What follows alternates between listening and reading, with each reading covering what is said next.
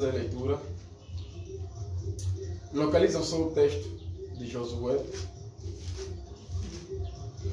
Irmã Cesarina, estás muito distraído.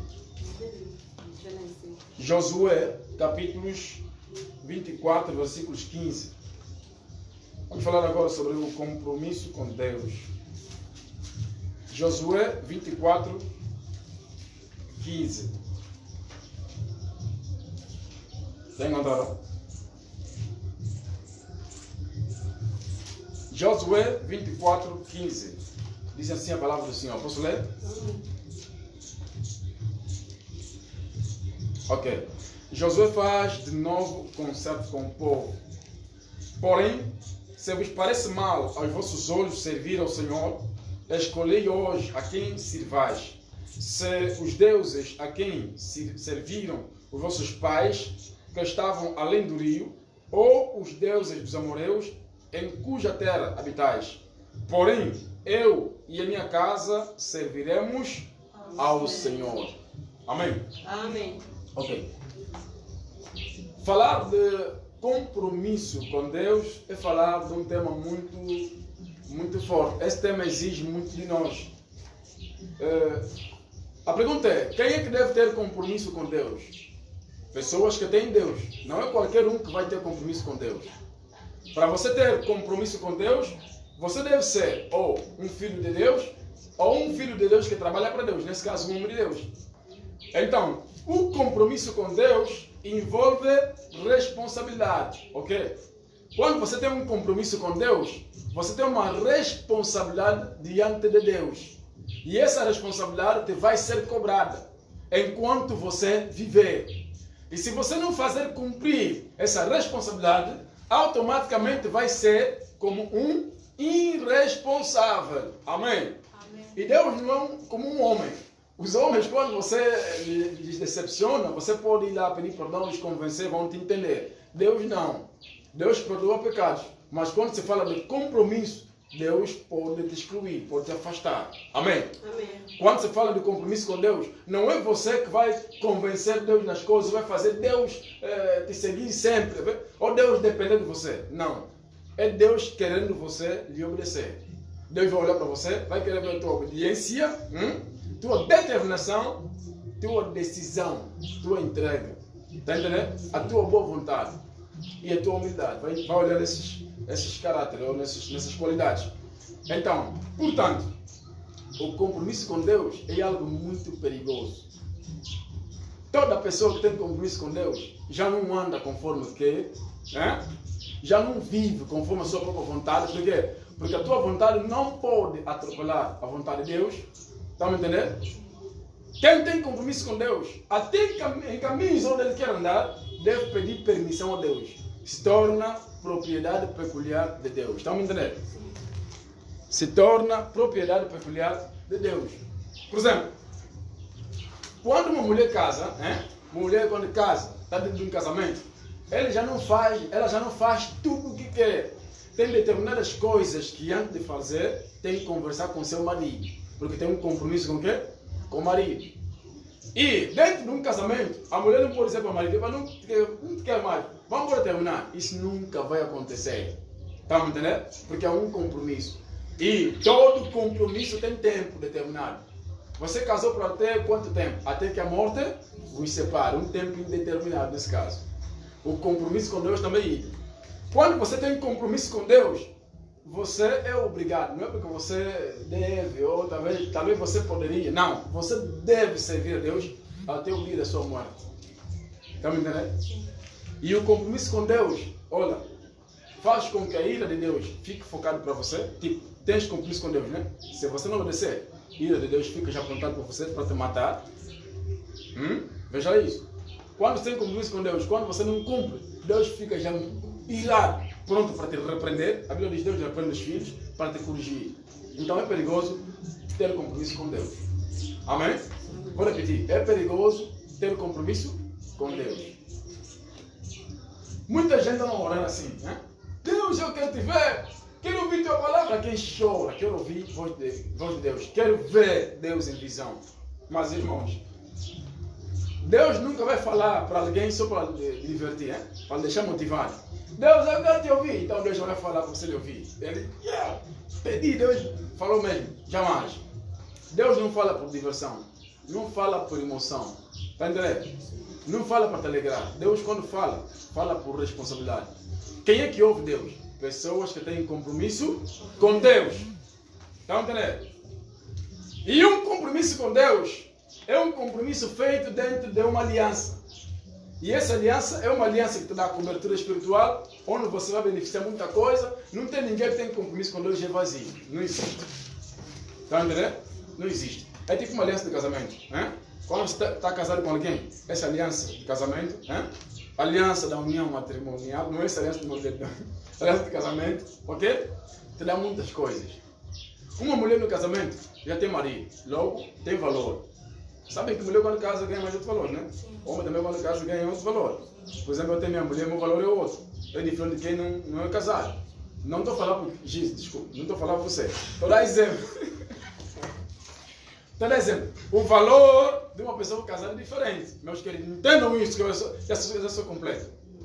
Eu tenho minha outra parte, não é isso? Então, toda pessoa que ainda não é casada é incompleto, no ponto de vista natural. Porque Deus disse que o homem deve casar para produzir e reproduzir. Então, vocês não devem casar. Até porque também, se vossos pais não casassem, vocês não podiam nascer. Está claro, né? Vamos voltar. Então, compromisso é assim. Uma mulher não pode dizer, mas eu não quero mais, eu vou terminar. Todo compromisso, né, está envolvido dentro de um relacionamento. Amém? Atenção, estou a falar da parte fundamental. Estou a falar do compromisso com Deus. A Bíblia fala de 4 compromissos no cristianismo. Na vida cristã, existem 4 compromissos que Deus descreve que você deve ter. Primeiro, você deve ter compromisso com Deus. E isso estamos aqui a falar. Segundo, deves ter compromisso, com o teu pai na fé. Teu pai na fé. Então tem um compromisso com ele. Já, né? Terceiro, você deve ter compromisso com o teu pai biológico. A Bíblia diz honra o teu pai, né? Honra o teu pai, não sei o que, não sei o que. Tem que ter compromisso com o teu pai. A Bíblia ordena isso. Quarto e último, você deve ter compromisso com o teu próximo. Mas como assim ter compromisso com o próximo? Atenção, nós somos muitos no mundo, né? Mas todos fomos criados por Deus. O nosso compromisso com as pessoas é que é amar elas, amar o próximo, respeitar, fazer o bem. Esse é compromisso com o próximo. O compromisso com o próximo dá retorno a você e a Deus. Quando você ama o teu próximo, você se sente bem, se sente feliz. E Deus fica feliz por você. E atenção que o compromisso com o próximo faz com que você seja avaliado diante de Deus. Está claro, né? O compromisso com o teu pai biológico faz com que você seja uma pessoa educada, disciplinada e tenha um bom caráter. Isso já é bom. E mais, vocês são cristãos, têm vossos pais biológicos, também têm vosso pai na fé. Vocês não podem desprezar o vosso pai biológico só porque você tem um pai na fé. Quando você despreza o teu pai biológico, você está desprezando a tua família na terra. Logo, diante de Deus, você é indisciplinado. Não tem respeito. E pode dizer que sou salvo, sou cristão, não conseguimos ver os frutos. Porque você não tem compromisso com a tua família. Está claro? Deus, quando salvou Noé, podíamos só salvar Noé sozinho, mas não fez isso. Salvou Noé e a sua família. No texto que nós lemos de Josué 24:15, Josué está a dizer, não sei se o que vou falar vai parecer mal aos vossos olhos, mas vou falar. Vossos pais fizeram um compromisso com Deus e vocês viram que aconteceu. Morreram todos. Outros ainda fizeram um compromisso com aqueles deuses amorreus. Agora, vocês é que sabem, mas eu, em minha casa, vou servir a quem? A Deus, ao Senhor. Aí está. Amém? Então, irmãos, você como não são casados, não tem filho, não tem marido, vosso compromisso é você e vossos pais, vossos irmãos lá em casa. Não podem somente orar por vossa vida, orar por vossos sonhos, por vosso pai na fé, mas também ora por tua mãe, ora por teu pai, ora por teus irmãos, é muito importante. No dia que vocês perderem vosso irmão, vão ficar tristes, porque é a vossa família. Teu pai se ir, vai ficar triste, tua mãe também. E mais triste ainda se morrer sem salvação. Estamos a falar do compromisso com Deus. Amém? Amém. Agora, o compromisso com Deus envolve tarefas. Por exemplo, oração. Envolve tarefas como oração, como meditação, como jejuar sempre, como vigiar para estar atento, estar mais concentrado e muito mais. Deixa eu dizer, calma aí para você poder entender. Todo cristão ou todo homem de Deus que serve a Deus deve ter compromisso com a oração. A oração é o quê? É falar com Deus, não? Imagina só um casal, São casados, mas nunca se falaram. Mulher quando acorda, banha, sai. Homem também quando vem, come, banha, sai. Vão dormir na mesma cama, mesma cama, mas não se falam. Isso até não tem sentido, não tem sentido. Tem muitos cristãos que não têm, quer dizer, dizem que têm compromisso com Deus, mas não têm. Não têm vida de oração. E quando estiverem para orar, você vai perceber que a forma como eles vão orar vai dar a entender que nunca oraram nada. Por exemplo, aqui diz assim, Senhor, eu quero que o Senhor me ajude, mas estou passando uma... Quer dizer, está a orar com dúvida, não é intimidade com Deus. Estão a ver quando alguém está a brincar com um amigo, né? A forma que nós brincamos com nossos amigos demonstra a intimidade que nós temos com os amigos. Há pouco eu liguei para um amigo, fiz uma brincadeira. Olha, eu preciso de dados de 200. Me mandou na hora, eu admirei. O Samuel estava a rir. Após por isso, eu disse, isso tem a ver com intimidade, amizade, ele quem que eu conheço. Não faço isso a qualquer pessoa. Não vou sair por aí, me disse, sabe, todo mundo me sabe. Sinceramente, é um trabalho. É uma brincadeira que eu fiz e ele levou aquilo a sério. Amém? Amém. Dentro do relacionamento com Deus, dentro do compromisso com Deus, existem tarefas. E essas tarefas é um dever. Tarefas são deveres. Antes de você querer ter os direitos, Deus me responde, me dá um marido, me dá um carro, me dá uma mulher. Antes de Deus atender as tuas necessidades por direito, você deve cumprir os seus deveres. Amém? Amém. Deves cumprir os seus deveres. Orar não é uma questão de... Não é um ato que você vai fazer quando você quer. Tipo, vou orar quando eu quiser. Não. É um dever. Você é obrigado a orar sempre. Você é filho de Deus, não? Sim. Então tem que orar sempre. Olha, vocês sabiam que quanto mais você conversar com uma pessoa, mais você começa a se parecer com essa pessoa? Tem pessoas que gostam de falar muito assim, incrível. Porque você pode falar qualquer coisa, a pessoa, incrível. Então, de tanto que você começar a conviver com ele, você começa a ter traços dele. Vai ver, quer dizer, alguém está falando contigo, vai ver se você de repente, incrível. Você começa a receber influência daquela pessoa. Então, quando você começa a orar, você começa a se parecer com Deus. Até a autoridade nas palavras começa a ser diferente. Talvez quando você sobe no altar para falar de Deus, você começa a falar coisas que até aquele cristão bebê diz, isso que está falando não pode. Está falando assim de Deus, tipo que é amigo dele. Não pode. Quando eu estava a descrever há tempos, fiz uma live e não só estava a falar da criação, né?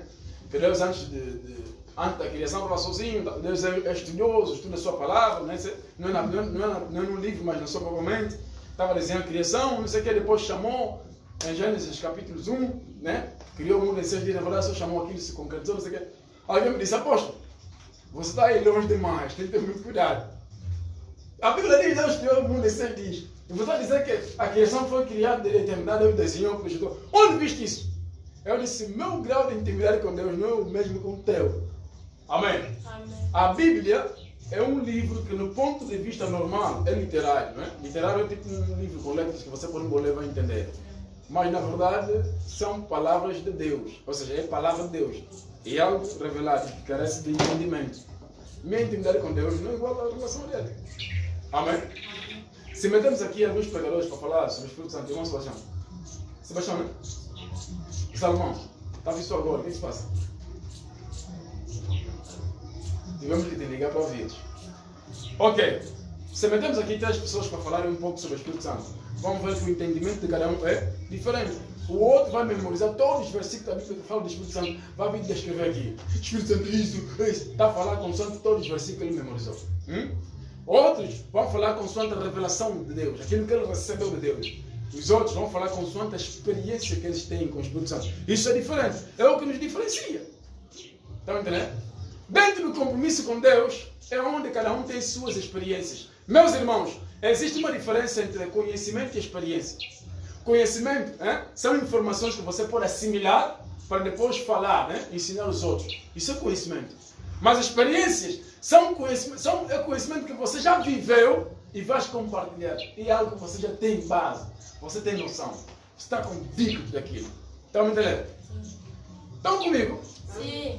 Então, dentro do relacionamento com Deus, nós temos deveres. Número 1, tarefas. Olha assim, existe exercício de oração, existe tarefas de oração. Uau, vou ensinar isso. Existe exercícios de oração e tarefas de oração. Deixa eu falar. É assim, exercício de oração é aquilo que o apóstolo Paulo fala em 1 Tessalonicenses, capítulo 4, versículo 17. Se a memória não me falha. É isso, né? Onde ele diz, orai sem cessar, né? 1 Tessalonicenses 4, 17. 5, 17, né? 17. Ok, 1 Tessalonicenses 5, 17. Eu acho que minha cabeça também. Mesmo Romanos 12, 12, diz isso. Ok? Então, Paulo diz, né, que nós temos que orar sem cessar. Isso quer dizer que a oração é um exercício. Irmãos de ser, nunca viram bicos, aqueles que levantam ferros, pessoas bem grandes? Ah, não vai, né? Ok. As pessoas que levantam ferros, né? Aqueles corpos que eles têm, não nasceram assim, né? Aquele corpo não nasceu com eles assim. Eles desejaram, se eu sou muito pequeno, eu quero ficar big, quero ficar grande. Então começam a levantar ferros. No primeiro dia vão levantar ferros, não fica grande? Não. É um ato contínuo. Hoje levantou e deve comer bem. Amanhã levantou. Você vai ver, uau, músculos grandes. É isso que acontece com a oração. Olha, cristãos, hein? Cristãos normais, hein? Cristãos normais, andam a orar, mas eles se sentem que a oração que fazem não é suficiente. Por isso é que eles procuram um pastor. Pastor, eu estou passando uma tribulação, uma situação, me ajude. Você acha que ele nunca orou? Anda a orar. Mas segundo ele, a fé dele é pouco, a oração dele é pouco, precisa da oração do pastor, do apoio do pastor. Imagina também se o pastor é aquele que não ora. Vai ler um Salmos 91. Um Salmo 91, que a graça de Deus Jesus Cristo, irmã, vai crer e vai passar. Não é isso que ela quer. Ela quer receber uma resposta da parte de Deus. Estão entendendo? Então o compromisso com Deus faz com que nós sejamos cheios a ponto de distribuirmos o que nós temos para outras pessoas também. Não é, irmão? Para você conseguir ajudar o outro, você deve ter alguma coisa para dar. Você nunca vai dar para alguém o que você não tem. Amém? Amém. Estão comigo? Amém. Alguém está comigo? Amém. Nunca vais dar para o outro aquilo que você não tem. É isso que acontece. Então nós temos que orar. Existe exercício de oração e tarefas de Oração. exercício de oração é para cristãos. Qualquer um pode praticar exercício de oração, onde você vai orar para Deus poder te dar força, te fortalecer. Agora, tarefas de oração não é para cristãos normais, é para cristãos que servem a Deus, para homens de Deus. O que é isso, tarefas de oração? Tiago capítulo 5, versículos 13 até 15. Aí fala muita coisa, mas tem uma parte que diz assim: se alguém está doente, chama os presbíteros da igreja, né? Eles virão, vão te ungir com azeite. Até se você tiver pecados, também serão o quê? Perdoados. Estamos claros? Então a pergunta é: qualquer pessoa deve sair por aí orando doentes? Não. Tem que ser servo de Deus. Porque um cristão normal deve praticar exercício de oração. Tem que orar muito. Um cristão normal, né? Deve orar muito. Orar muito até Deus te responder e você ter experiências incríveis com Deus, a ponto de conseguir ajudar os outros. Agora, se você já é homem de Deus, então tens uma intimidade com Deus muito forte, já podes praticar tarefas de oração. E muitos cristãos fazem o contrário. Em vez de ele praticar exercícios de oração, exercício para ficar grande no espírito, começar a orar muito para fortalecer o seu espírito. Não. Está a sair por aí para ir pôr mão nas pessoas para orar. Se nem ele mesmo ora, nem tem a certeza se Deus responde ou não, já está a orar por outras pessoas. Isso até é uma loucura. Não acho que é loucura isso? Amém? Estão comigo? Amém. Você não está na formação, não terminou a formação, mas já está na formação. Quer dizer, nem terminaste, já não te certificaram, já está na formação. Você cristão, nunca praticaste exercício de oração, mas já está entrando aqui nas tarefas de oração. Não pode. Por isso é que hoje temos muitos HDs, sabe, né? Até muitos HDs hoje. Até crianças de 12 anos são HDs. HD Jonas, HD Antônio, HD Marcos. Bué! E você olha, esses meus anos HDs. HD sintoniza um deles, né? Glória a Deus. Então, como eu disse, existem 4 compromissos. Compromisso com Deus, compromisso com o Pai na fé, compromisso com o Pai biológico e compromisso com o próximo. Esses compromissos, Deus vela com que os cristãos cumpram isso. porque é muito importante. O compromisso com Deus vai te dar tudo o que você quer. Porque no compromisso com Deus é onde vais ter intimidade com Deus, é onde vais receber graça de Deus, o conhecimento de Deus, as experiências de Deus, os mistérios de Deus, a confiança de Deus, a visão de Deus, o poder de Deus, a palavra de Deus, a provisão de Deus, a virtude. Vai receber muita coisa de Deus dentro do compromisso com Deus. O tempo da graça em si obriga com que todos os convertidos tenham um compromisso com Deus. Para vocês que não sabem, a igreja tem duas missões principais. Número 1, salvar os perdidos. 2, edificar os convertidos. Amém? Amém. Essas são as duas grandes missões da igreja. Salvar os perdidos e edificar os convertidos. Agora, quando a igreja salva os perdidos salvos devem automaticamente ter compromisso com Deus. Por isso é que devem ser ensinados, exortados e repreendidos se for possível. Não basta só entrar na água e ser salvo. Eu já sou batizado. Já tenho compromisso com Deus. Nem pensar, quem disse isso? Você se converteu agora. Meus irmãos, um neném pequeno que nasce recentemente já tem compromisso com a sociedade? Não. Ele deve crescer, né? Depois tem que tirar formação, ter curso. Quando se tornar um professor, professor da função pública, já tem compromisso com o governo, tem compromisso com os alunos, tem compromisso com o pai de seus alunos. Está entendendo? Tem compromisso até com o ensino, o Ministério da Educação. Você só vai ter compromisso com Deus quando você assumir as suas responsabilidades diante de Deus. Começar a orar sempre, meditar sempre, Jesus sempre. Quanto mais você fazer o que Deus manda fazer, você começa a ter compromisso com Deus. Amém? Amém. Aleluia. Amém. Meus irmãos, uma mulher, por exemplo, uma menina que não é casada contigo, não tem compromisso com você. Está me entendendo? Irmão, quer ter? Irmão Salomão, estás a querer casar com uma irmã, vai lhe perguntar, irmão, quer casar contigo? Isso não quer dizer que ela tem compromisso contigo. Não. Você só lhe disse que queres casar com ela. Você não pode mandar para ela lavar tua roupa e te cozinhar sempre, e te casar sempre, sair sempre contigo, até beijos, a quem te vai querer outras coisas. Sinceramente, ela não tem compromisso contigo. Não é isso? Tem coisas no casamento, ou tem coisas no relacionamento, não se dão para quem não tem compromisso contigo. Até um beijo da bochecha não lhe dá, porque ela não tem. Eu desconheci. Vais beijar a bochecha desse moço. A mãe termina. Vais beijar mais de João, depois termina. Não está vendo que loucura? Amém? Bem, você não namora, mas eu vou falar um segredo aqui muito importante. Eu sei que você não namora, mas eu vou falar. Amém? Amém? Amém. Eu estou à vontade, bem à vontade. Aleluia. Amém. No namoro, tem coisas que não se fazem. Por exemplo, no namoro é proibido beijar. Me perguntam por quê? É assim. Gisele, se você pegar ferro de engomar e meter na tomada, qual é a parte do ferro que anda aquecer? Por baixo. Quando você beija alguém, ativa os órgãos sexuais. Muitas mulheres já não têm barriga grande, eles engravidam, não sabem esse segredo. O beijo ativa. Você vai esquecer do que você não queria mais. Vai só ir na praia que você navegar. Quando assustando, aconteceu! A ver se barriga, vai ver no ar, para não te ver. Mas e filha, não vai fazer por quê? Não, mamãe mandou no ar fazer uma missão. Mas você só está a voltar com o neném. Amém? Amém. Não se beija no namoro. Olha assim, muitas mulheres nunca se casaram porque aquelas mulheres não são espertas, são imprudentes. Existem serviços que a mulher deve apresentar ao marido só no casamento. Só. Por exemplo, no casamento, é normal uma mulher ficar sem roupa, só com roupa interior, sentar no colo do seu marido, beijar, é normal isso. Mas muitas fazem isso no namorado. Então você está fazendo namorado, acha que vai te casar. Um homem que você já lhe beijou, já deixou o teu corpo nele. Vai te casar mais? Não vai, já te conheço. Não adianta, já te conheceu. É por isso que em Israel, quando uma mulher lhe conhecem, os pais do marido, ou seja, sim, os pais da mulher devem ir atrás do homem para dizer como vai assumir, porque você tirou a virgindade da nossa filha. Ou porque não, eu não vou assumir, não sei o quê. Automaticamente, essa família vai ter problema sério. Vamos apedrejar até a morte. É assim que funciona, em Israel é assim. Amém?